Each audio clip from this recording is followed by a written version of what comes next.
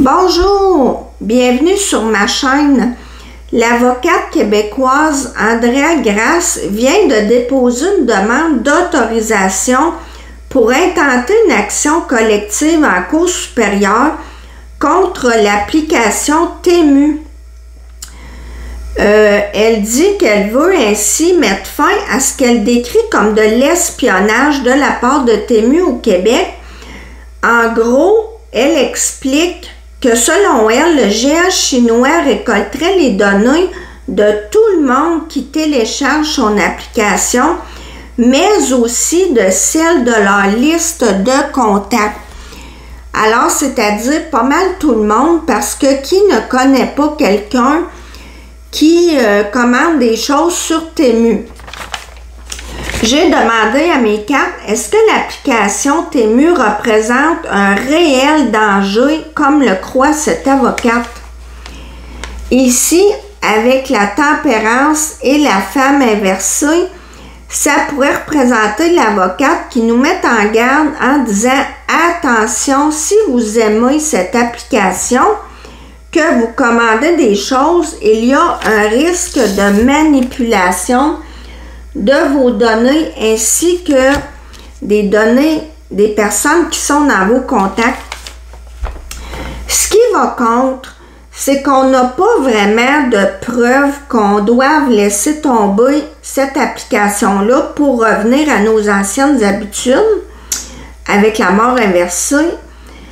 Et on nous dit « Attendez, ne changez pas tout de suite parce qu'on ne sait pas si ça peut vraiment vous nuire. »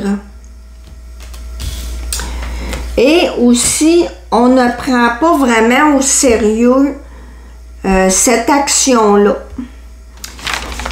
Ici, le diable, on nous montre que cette application-là pourrait avoir d'autres intérêts que votre argent. Et le diable, c'est toujours des choses, on va dire, un peu louches, des magouilles. Et on dit qu'on n'a pas vraiment de solution parce que c'est très populaire et ça vient de Chine. C'est difficile de faire quelque chose en ce sens-là.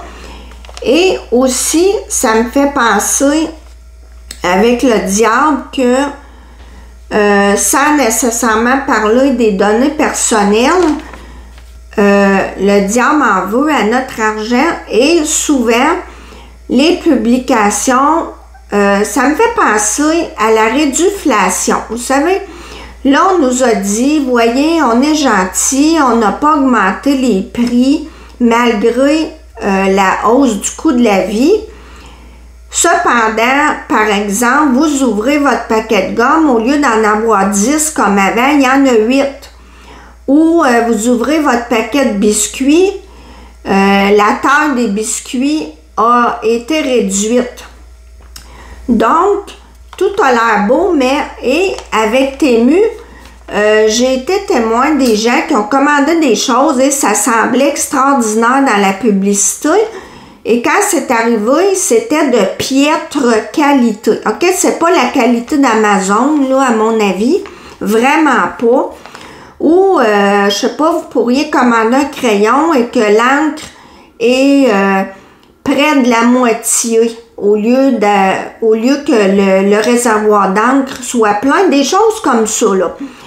Avec le diable, là, il y a toujours quelque chose de louche.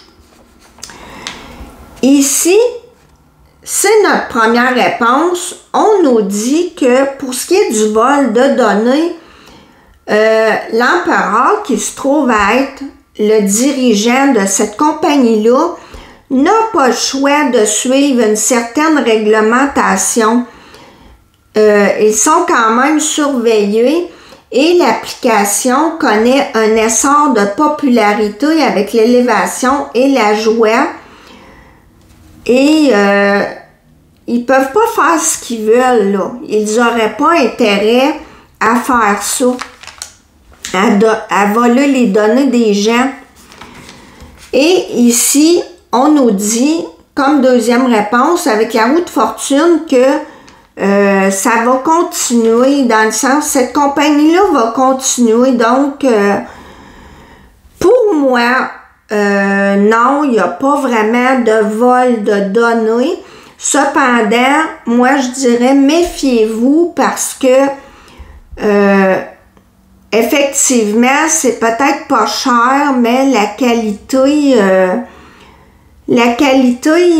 je pense qu'il y a quand même une attrape à quelque part, là. Pas de vos données, mais au niveau des produits. Voilà, merci de m'avoir écouté. À la prochaine!